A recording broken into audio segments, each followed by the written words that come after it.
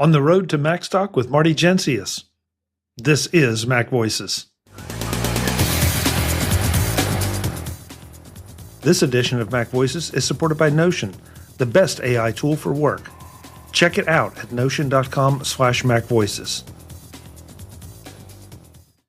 Welcome to MacVoices. This is the talk of the Apple community, and I'm Chuck Joyner. Folks, I hope you aren't tired of the road to Macstock because we still have a lot of people to talk to. And how can you get tired of the road to Macstock when, one, you get to hear from such great people who are going to be speaking and presenting and doing other things at Macstock, and two, because we all can't wait for Macstock in Crystal Lake, Illinois. I'm looking forward to being there. Everybody I know that has ever been there wants to go or go back and hear speakers like today's guest, Marty Jencius. Marty, it's great to see you as always. It's fun to do these because it does a couple of things for me, Chuck. It reminds me that I've got a talk coming up in about 50 days, and I better start figuring it out. But it also gets me excited. It's sort of like putting together your Christmas list, when you were a kid. You do it long before Christmas happened, but it would get you excited about Christmas Day. And that's what Road to Macstock is for me, listening to the different speakers talk about their presentations and what I might find when I'm there. So, yeah, and no matter who's speaking or what they're speaking about, I always seem to find something to take away. It's why if you are at Macstock, you'll see me 99% of the time in my seat, paying attention, as opposed to, maybe doing, as they call it, the hallway track, where you step outside and talk about something else with other people. Everybody brings such amazing stuff to the table. Yep. And I can say that's true. That's not true for a lot of conferences that I go to. Often I'm in the hallway, doing the hallway track, but this is one where I want to sit in my seat and follow along. Traditionally, it has led me to purchase more things. So, I'll encourage people to bring their credit cards because people will talk about apps and they'll talk about hardware, and it might be very tempting. Okay, so this is your third year at Macstock speaking, correct? Third year speaking, I think 8th year in attendance, maybe 9th, considering adding the virtual ones in. But yeah, I've always, from the first Macstock I went to, it's sort of like, sometime I'd like to get up on that stage. And started 3 years ago with a lot of support from Mike Potter in doing that, and picked a topic at that time, which was AI. And 3 years ago, it was pretty new. And as a result, it was just an introduction to it and a lot of things that it can do. I showed some examples of work that I was able to do with it and explained how to do that. And that was real popular in terms of a response. So the next year, last year, I decided to do another thing with AI, but to extend it a little bit and make the workshop much more, here's something, you can go get the resource here. I've already posted it for you.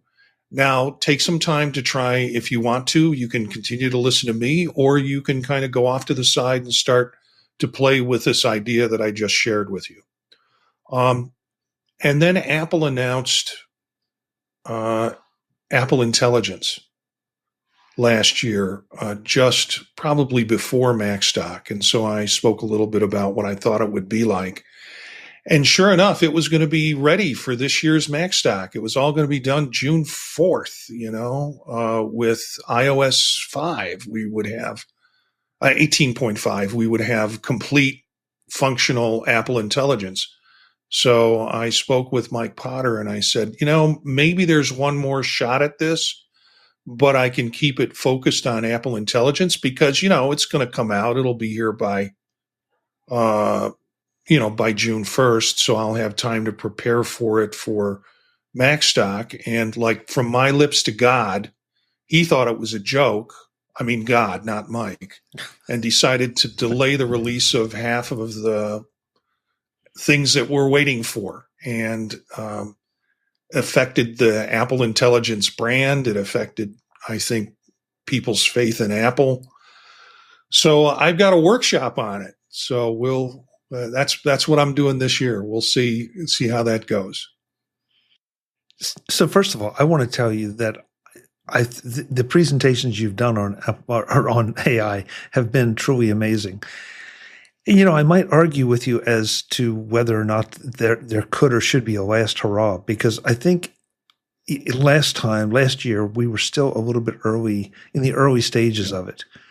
Now, a year later, not only are we seeing more advances in it, but I think it's much more widely accepted.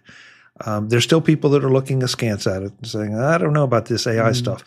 But overall, I think more and more people are adopting it. So I think this is extremely timely. I also think though it's timely to have you let people understand what they can do now with Apple Intelligence, since there's been such a kerfuffle over, oh my God, Apple's behind and Apple hasn't done this and Apple hasn't done that. There's still a lot you can do with what Apple is calling Apple Intelligence. Yeah, and the thing is, it changes every day, and you get so many conflicting and some correct news reports about what you can do with Apple Intelligence. So my first shot at this was just earlier today when I decided to actually use ChatGPT and I used the research function on it, which I might share when we get to the presentation at Macstock. But I asked it to tell me what I can do with Apple Intelligence at this moment. And it asked me a series of questions about, do you want platforms? Do you want particular devices? Do you want, actual things that you can do? Do you want links to the articles? It asked me a whole bunch of questions that I responded to, and it gave me a rather lengthy output, too much to use in some ways. So there's a lot there that I realized. I felt a little breath of relief. I've got something to talk about come July 11th when we meet. There is some wonderful things that it can do. Maybe tools that some tools people are interested in, tools that people are using that they don't know they're using right now. But also some potential for the product that I'll also talk about with it. So there's a lot there. And I think besides just kind of, I can't do workshops where I'm just sharing information.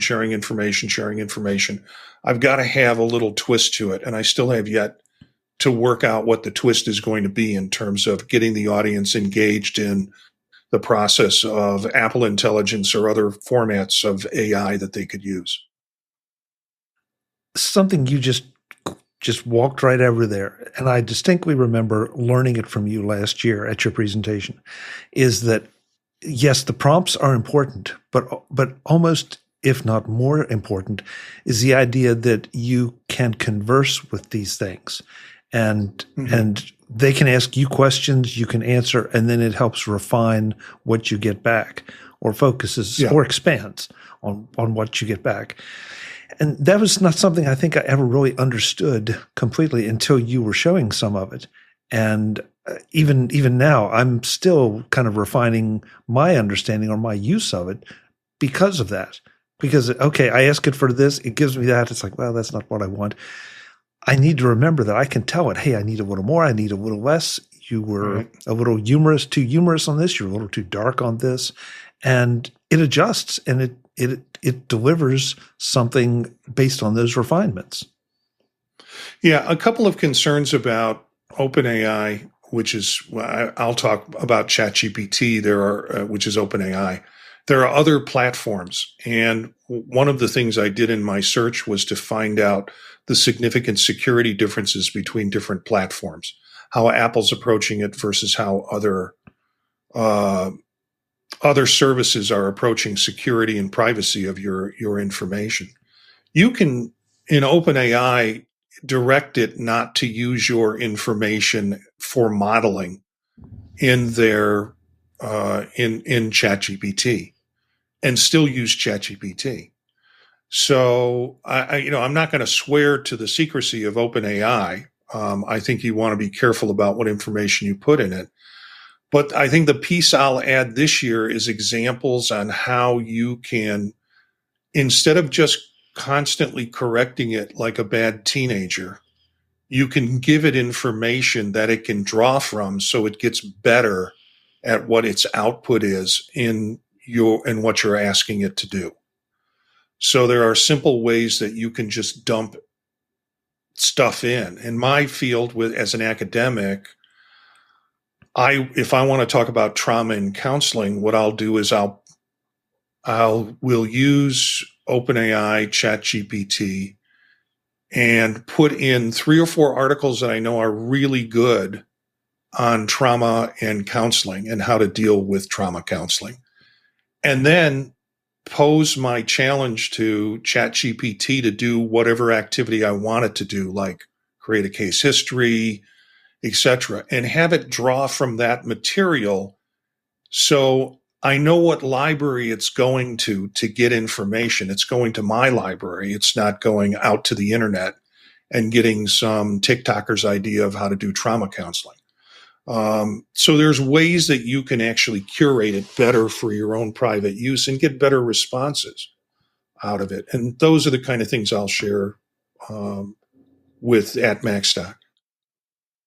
I love, first of all, I love the idea that you're going to share those kind of approaches, but that's really interesting that you sort of almost do give it a little mini training course for your particular, then use that aspect of it to answer what the kind of questions you're looking for. Yeah. Instead of, and I guess the old process was ask a really good prompt. First it was ask a prompt, then correct it.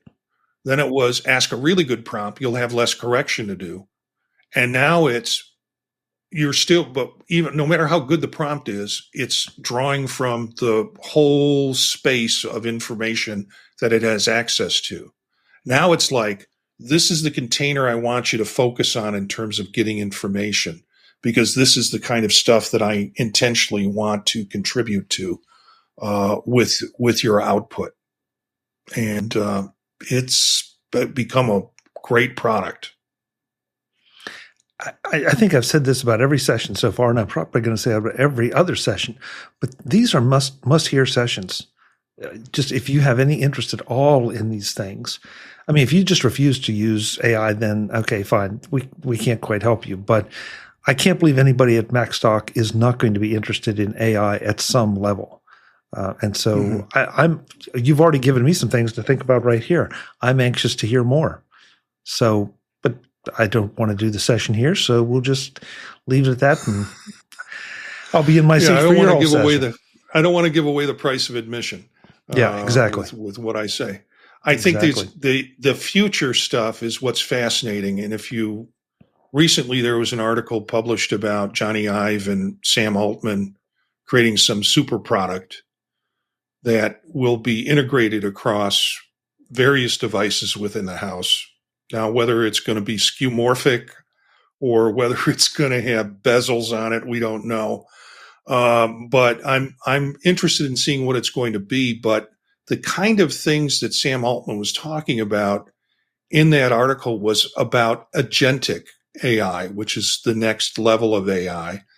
We're doing some of it now, but it's the idea that AI creates research bots for you, or whatever you want to call it, and it sends them out. I think of Sherlock Holmes and the kids that he had, the underground relationship he had with kids, where he would send out the little street urchins to find out information, and they would come back and give him the information. So whenever I try to describe agentic AI, I think of that kind of analogy or metaphor. And so those things come back and then inform the larger question. And that sort of sounds what Sam Altman's talking about moving into. And there are some models for doing it. And there are some, I've looked at some services that can do that and setting those up. It's a little bit beyond the scope of my programming ability, which is none. but still the idea that you're now fully capitalizing on AI to create search engines for you in the different directions of information that you want. Today's edition of MacVoices is supported by Notion, the best AI tool for work. Check it out at notion.com/MacVoices. If your digital workspace feels more like a maze than a tool, Notion AI can fix that. I've been using Notion to manage podcast schedules, planning, and more. But what's truly changed the game for me is the new enterprise search. Notion AI is an all-in-one AI powered by your work and all in one place. It automatically captures meeting notes, instantly finds the exact content you need, drafts detailed documents for you, and lets you chat with the best AI models. Notion AI just became twice as powerful for teams because it's the best AI tool for work. Now, when I need a piece of information, an old email, a note from a meeting 2 months ago, a PDF someone dropped into a project page, I don't go digging across 5 apps. Notion AI searches across my Google Drive, Gmail, and even PDFs right inside the workspace. Add in verified pages and smart summaries, and I'm not just finding stuff, I'm getting context. It's one search bar for everything you and your team know. Check out Notion, the best AI tool for work, right now at notion.com/MacVoices. That's all lowercase letters, notion.com/MacVoices, to try the powerful all-in-one Notion AI today. And when you use my link, you're supporting MacVoices. Notion.com/MacVoices. Thanks to Notion for supporting MacVoices. Yeah, the more we talk about it, the more excited you can get over the possibilities. And if you are bent the other direction, the more distressed you can become over some of the possibilities. So, well, it's the future. Exactly. It's real. It's here. And frankly, in education, that's what I deal with a lot, because I talk about AI in my field at conferences. And the first thing I say to folks who are like, students should not be allowed to use AI, my response is, well, those are tools that they're going to use when they leave the university. So you can prevent them from using them, or you think you can prevent them from using them here. But really, it just means that you're going to have to change your model of teaching. Suddenly, writing a term paper doesn't seem like it's a good expression of someone's body of knowledge. But you've been making students write term papers for 20 years. And damn, if you're going to stop doing that, instead of looking at what this new technology is and how it can enhance their workspace. And that usually provokes those folks who don't want to, how do you argue with that? It's like, no, they still shouldn't use it, because immediately you become one of those people who are not progressive enough and don't want to keep up your own models of teaching and learning, and you want to teach old stuff. Yeah, I want to be in that corner with those folks. So I kind of set up that double bind for them right at the beginning. And that opens up people's thinking about, okay, how can this be used? But Marty, we're about to have a really deep conversation, because I see that you see it in teaching. I see it in a number of different business settings where people have this opinion that, well, AI can never replace me, because what I do is too specialized, or what I do is too complex. And it's like, okay, have you sat down with ChatGPT or Claude or any of the other, AIs and experimented with this a little bit? Because it could, if you don't learn how to use it, somebody else is going to use it against you, and you're going to be out of a job. You might be out of a company. And so, you need to figure this out. It's great to stick your head in the sand. And if that's the way you want to live the rest of your life, well, that's fine. But I don't. I want to see what these things can do for me. And I want to hear what you say, and what you're going to teach us, because I think you understand. You're farther down the road than I am. There's no question with the experimentation and the knowledge of using them. So, folks, that's why you're going to want to come to Marty's session. No question about it. Well, the other thing that I do with my sessions is I set up a supplemental website with a lot more information and a lot more resources. And that's the privilege of paying for the ticket, whether it's a virtual ticket or whether it's a real ticket, that you'll have access to a lot of different kinds of resources that will be, I think, helpful for you outside of the workshop. So I do a lot of front loading of that because I want to kind of move through the important stuff, and I can always direct people to that website if they want to get more specific or more examples of how things are done. What I've learned is I pay for ChatGPT. And some people are like, well, I can use it for free. And then they will complain about what they get out of it. The paid version is a big difference. And there's lots of tools in the paid version that correct for some of the errors that people traditionally complain about AI agents as doing. So that'll be part of the importance in showing what some of those tools are and how they're used. The example I had, yeah. No, go ahead. Go ahead. Oh, yeah. An example I had, I'm teaching a course that I only teach every 2 years. And I have a list of literature that the students are responsible for reading every week. Journal articles, typically, because the course is one that's advanced multicultural counseling. And so that field has changed a lot, and there's new literature that comes out every 2 years. I can't keep up with all the literature. So I have a topic. 1 week, we're going to talk about supervision and culture and how culture affects counseling supervision with clients. So I have articles that range from 7 years old to, well, at least 2 years old since the last time I taught the course. But I don't capture a lot of the contemporary tools. So what I have done is taken the list of sources that I used the last time I taught the course for that particular section, loaded that list into ChatGPT, used the research function, which is a paid function of it, to then go ahead and search various journals and research services to pull in articles that might be related or more contemporary to the articles that I put in. And what I get is a new batch of articles that are published from, within the last year to 5 or 7 years back. And from there, I have a whole new selection of information that taps into stuff that I didn't teach 2 years ago.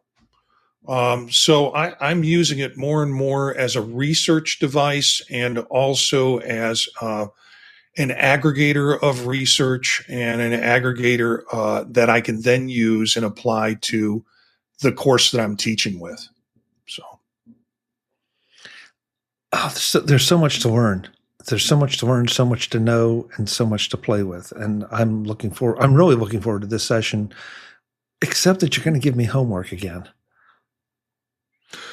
Well, yeah, I what scares me is I think the first session of the whole weekend. So it's sort of like being the leadoff man can be a little intimidating, or leadoff person can be a little intimidating. Maybe Mike is expecting too much of me. And so I've got to work up a good starting show for the weekend. Well, folks, you want to come and see this. You want to see Marty's presentation, and because Marty will be there all weekend, and so you can corral him after his session. Maybe go to dinner with him, buy him some drinks at the bar, and he can help you. How's that, Marty? How did I do? Okay, except I'm not much of a drinker, but everything else works out fine. Okay. I know we're going to do this with my son at some point, but just a little plug. I get to take my son to Macstock this year. That's going to be fun. And my son, you might think, oh, that's cute. He's got a nice little 12-year-old he's bringing with him. Well, sometimes he acts like a 12-year-old, but he's in his 30s, and he and I are going to do not a workshop, but a presentation. And that's going to be fun for both of us to be up on the stage together And I'm really looking forward to that because it's sort of like I get to bring my buddy with me, and we're going to do a talk on travel gear, and we're going to do some things differently with it than just a talk on travel gear. But it'll be fun to have him there. So doubly excited about it. As I said, this is where you listen to and put together your Christmas list, and then Christmas happens July 11th, 12th, and 13th at Macstock. I get to do this with my son, which is great fun. I think that is so cool. And Marty and Will will be back here on the road to Macstock a little bit later to talk about that session specifically. But I love the idea, Marty. I think it's phenomenal in so many ways. Yeah, thanks. So, folks, you can register for Macstock Conference and Expo at macstockconferenceandexpo.com. Mike Potter has been kind enough to give us discount codes to help you save $50 on attending all 3 days. And you can use that extra $50 to buy Marty drinks or whatever you're going to buy him and ply him for information. Marty, what is your discount code? It's Pod Talk, just Pod Talk 50. Perfect. Perfect.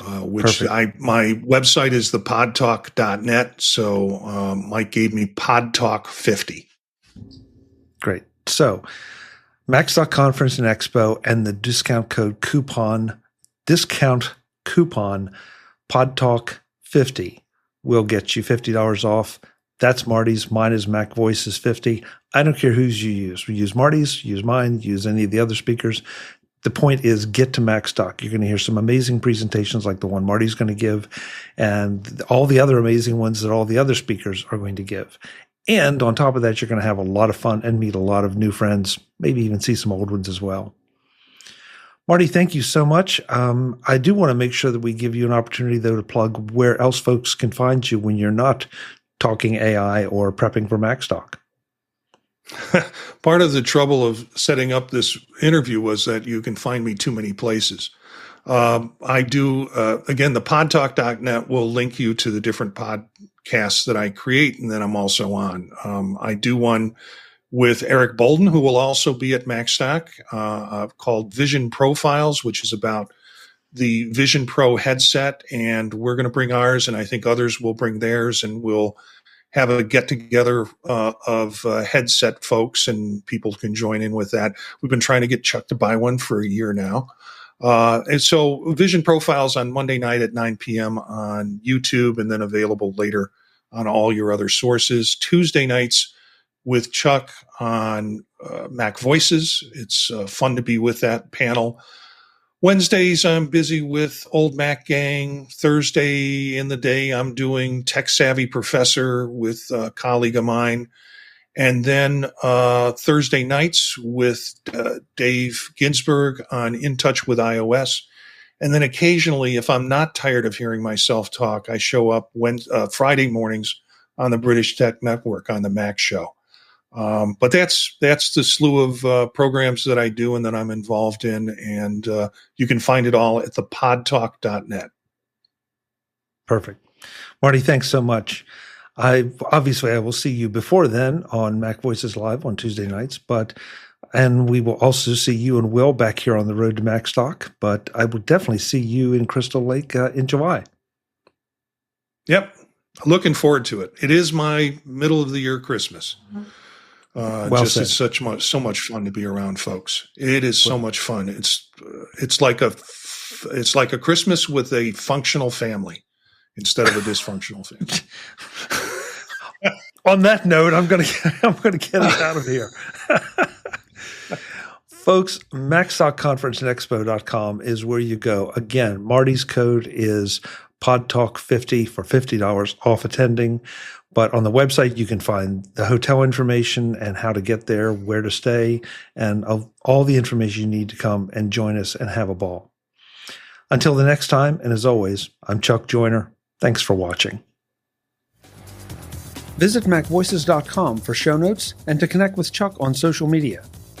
Get involved in our Facebook group or like our Facebook page, and get more out of your Apple tech with MacVoices Magazine, free on Flipboard and on the web.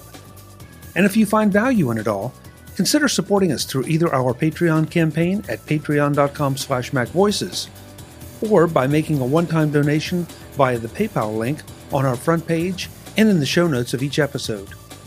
You will join these fine people who help bring you MacVoices.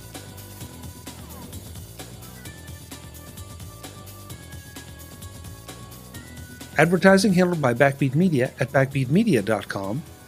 Bandwidth provided by CashFly at cashfly.com.